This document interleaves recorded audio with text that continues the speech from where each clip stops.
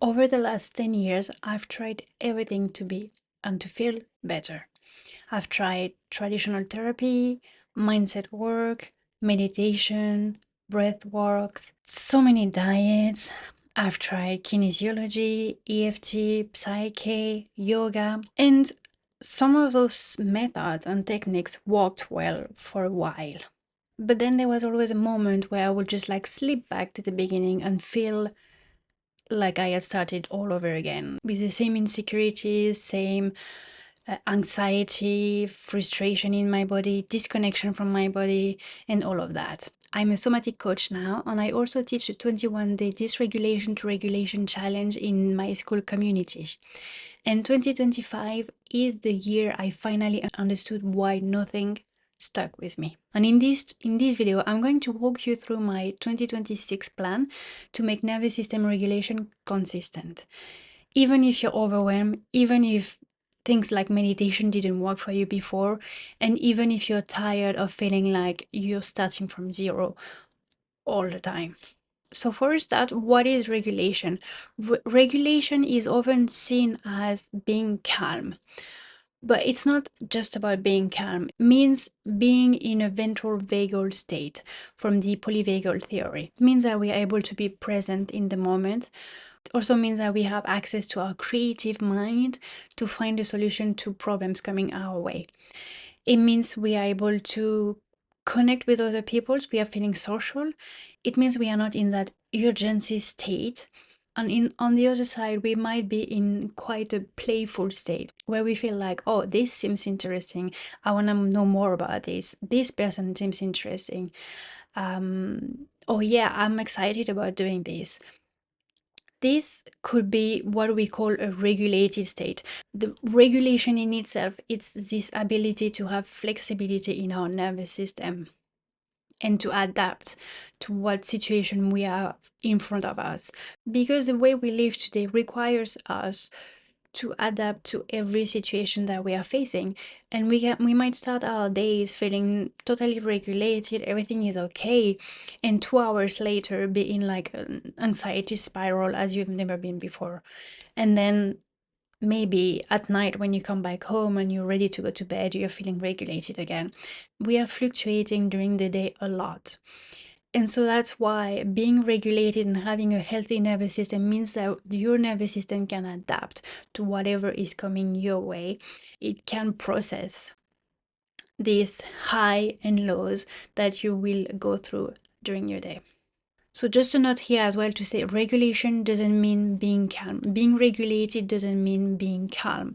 Some people by nature will have more energy than others. Some people will be regulated and have high energy and be like on. And some other people might look like they are calm, but they're actually in a dysregulation state where they feel activated, but it doesn't necessarily look like it from the outside to someone that doesn't really know them.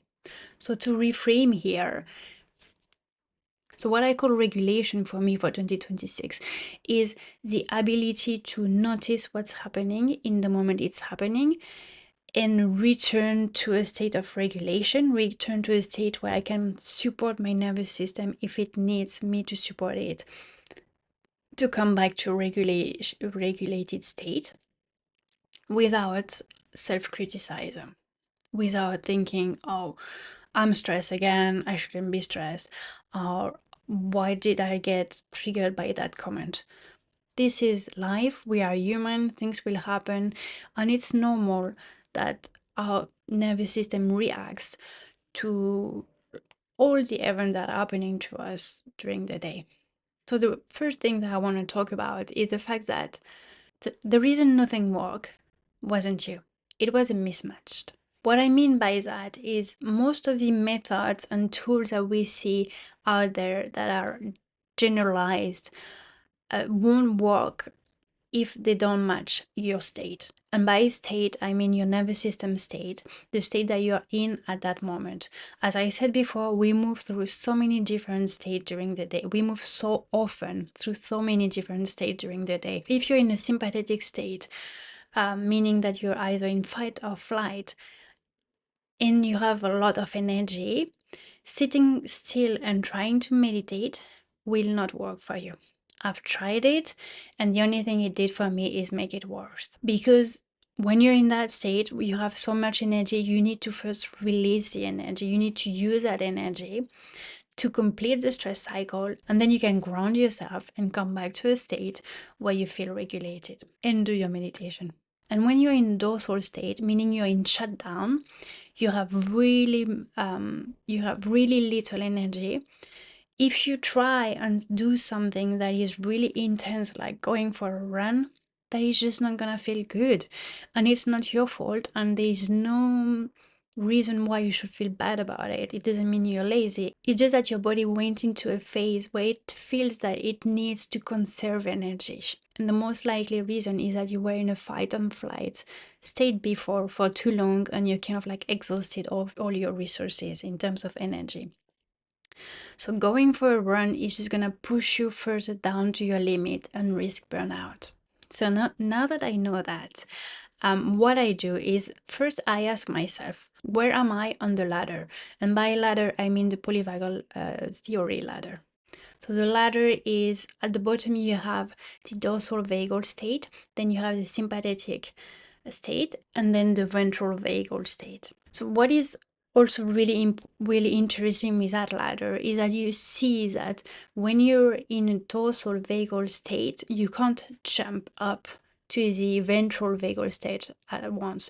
You need to go through the sympathetic state, which is why a lot of the times when we walk on the dorsal vagal, we then start to have emotions shifting and bubbling onto the surface, and you might feel all of a sudden angry or anxious.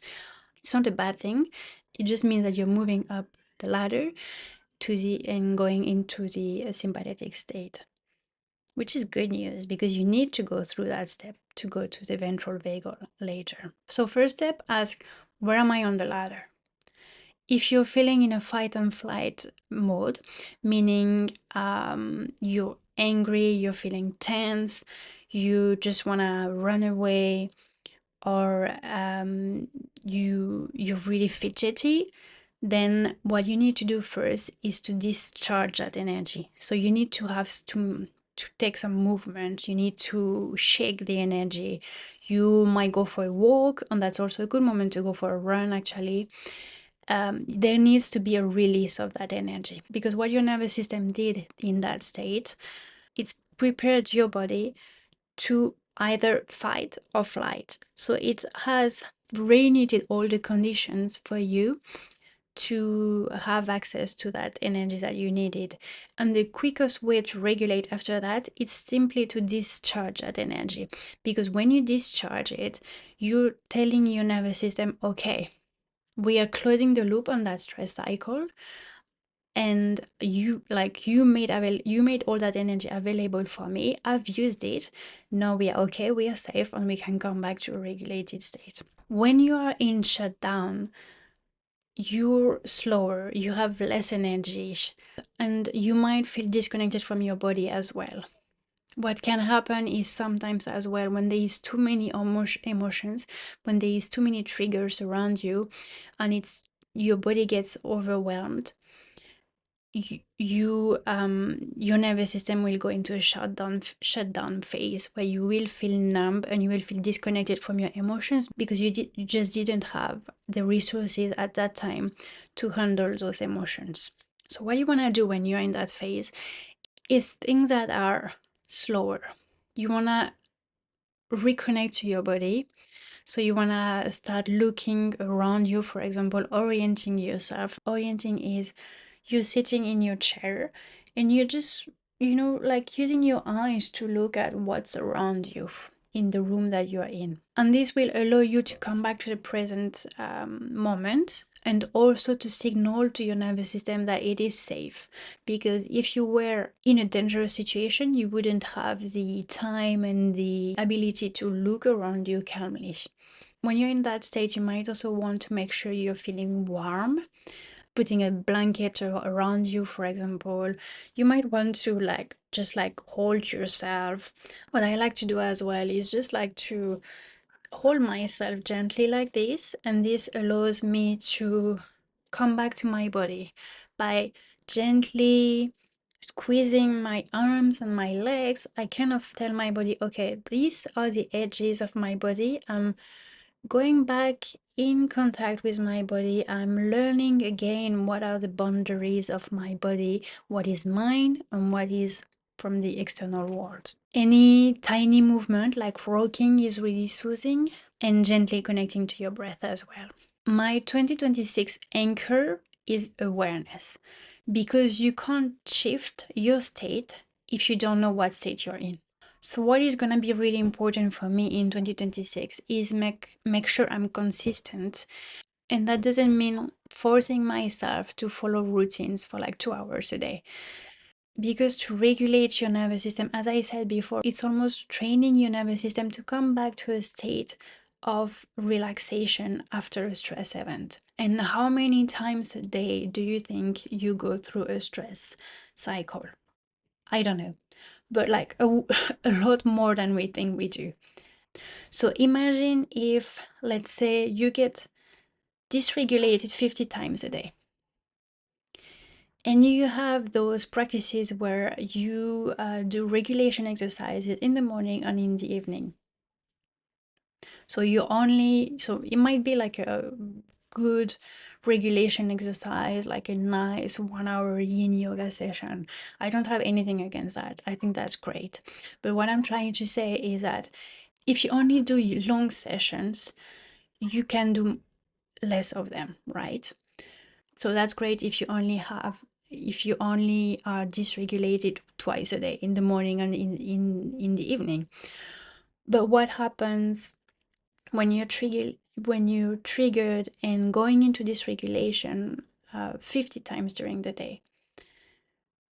You cannot stop every time and say, wait a minute, I'm coming back, I'm just gonna do a 1 hour yin yoga session. But with awareness, what you can do is notice, my heart is beating really fast. My breathing is out of control. I wonder if I'm dysregulated right now. Okay, let's just like breathe again. Okay, that's okay. Okay, if you can do that every time you get triggered during the day, then believe me, your practice is much more effective than doing regulation 2 hours a day. And one of the bonuses as well of building that awareness is also that when you know what it looks like, when you're going into dysregulation, when you know the symptoms and how it shows in your body, you can almost catch yourself before you go into that like anxiety bubble that will just like make you tired when finally you're able to regulate yourself again. So how am I doing this in 2026?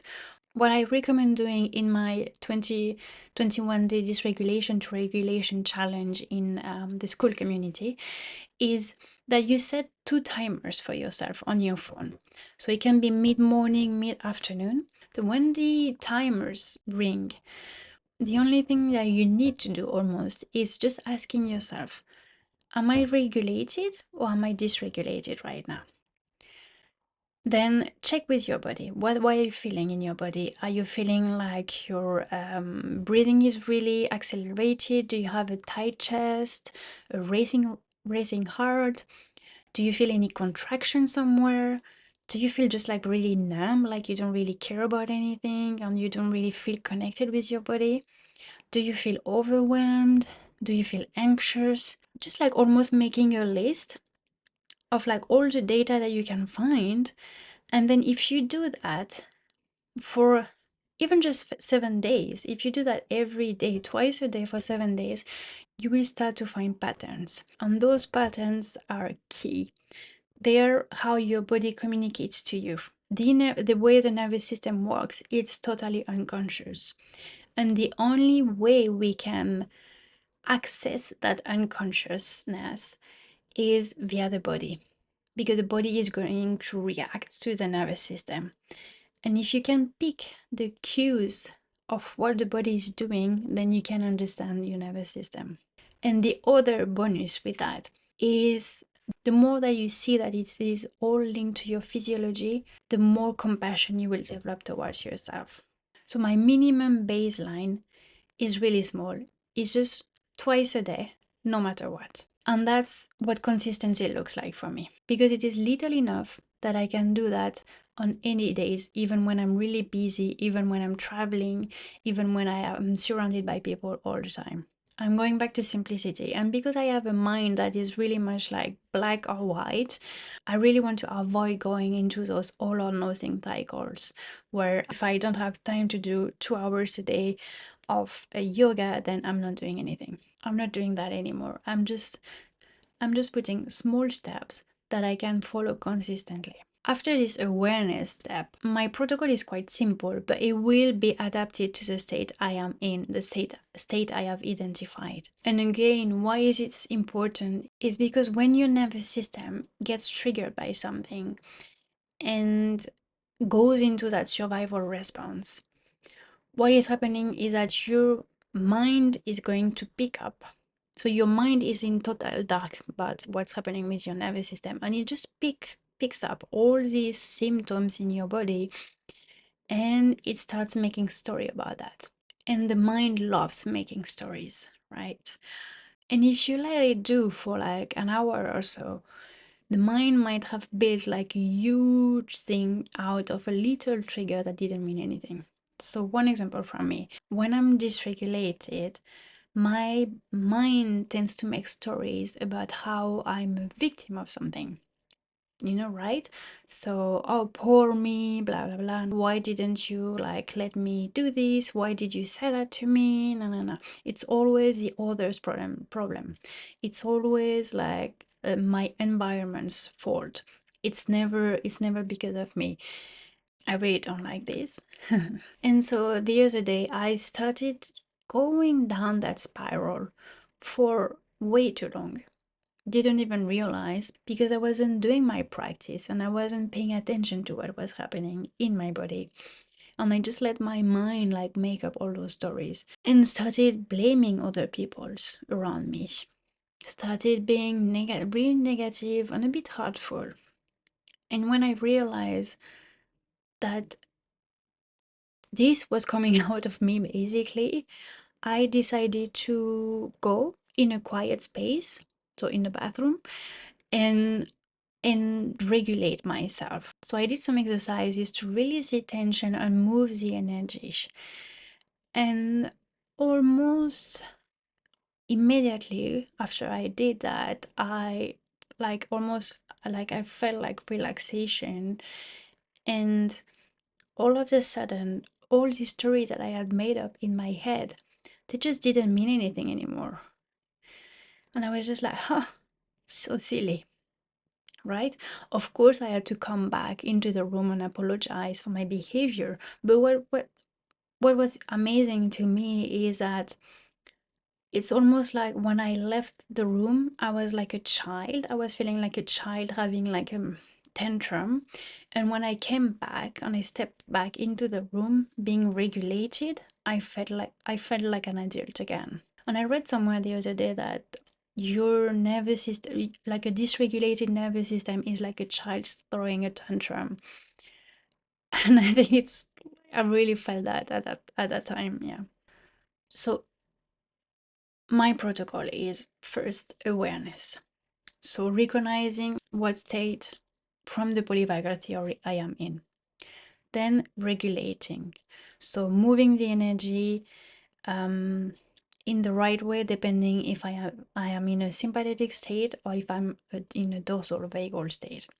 Then resourcing, meaning like grounding myself, coming back to the present moment, orienting to the environment I am in, reconnecting with my heart chakra, and then if I have time, processing, kind of checking with myself, talking to the child in me that felt the trigger, that felt the emotion, and trying to understand what happened and how I can acknowledge it and bring acceptance to it. So a simple process: pause, name the state, choose right tool for the state you're in, and ground yourself. As we've seen, my pillars for 2026 support regulation, it's not about damage control, but it's about helping my nervous system be flexible and navigate through dysregulation and regulation more easily during the day. What I've noticed for myself that is helping me, and the pillars that I will use for this year, is less caffeine. I know that by the time I finish my second coffee, and I love coffee, so I don't want to go like all in, no caffeines at all. But I've noticed that by the time I finish my second coffee, I'm usually slipping into anxiety. And don't give me wrong, we are all humans. Sometimes I know that if I go for that second coffee that I want to have, I will pay the price later. But I still want to do it. I still want it.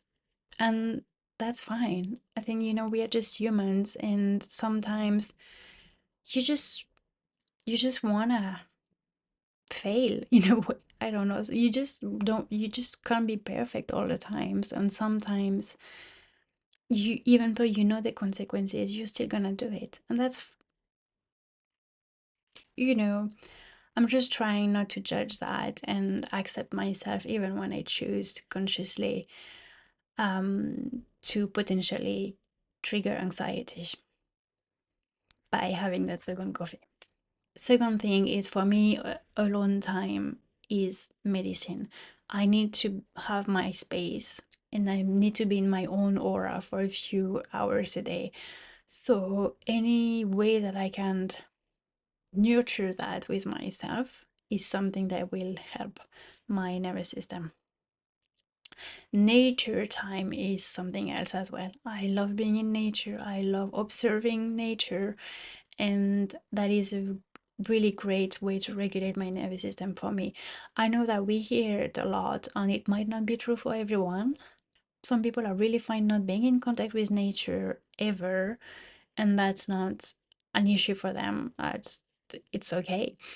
Um, I have a theory on that, using human design. So if you want to know more, message me. Then another thing for me as well is physical activity. I know that when I don't move my body, my energy tends to get stuck. And if this happens for 2 days or more, then it gets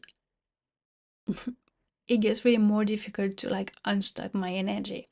So moving in any way or form every day is something that is really, really important for me. And then the last one is healthy communities. So that means being in communities where I feel co-regulation, where I feel good, connected, social, and allowing myself to remove my energy from communities and circles where I just don't feel good, and where I just feel that it's dysregulating me actually. And I invite you to do the same. Identify what makes you feel good.